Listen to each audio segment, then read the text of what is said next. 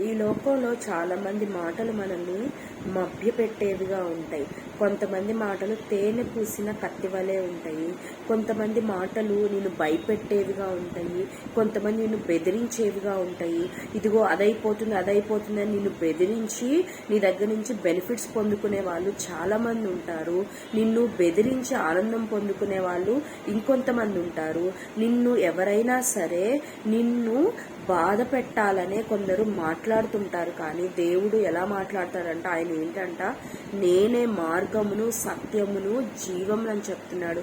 ఆయన మాటలు మృదువైనవి.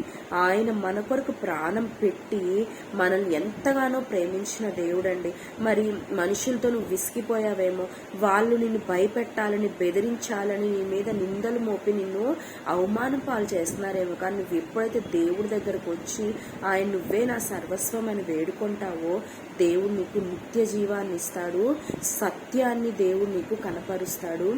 దేవుడు నీకు అన్ని విషయాల్లో విజయాన్ని ఇచ్చి నిన్ను జీవంతో నింపి సమృద్ధితో నింపి నీకు ఏ అవసరతలు ఉన్నాయో, ఏ విషయంలో భయపడుతున్నావో ఆ విషయంలో నీకు దేవుడు భరోసా ఇస్తాడు.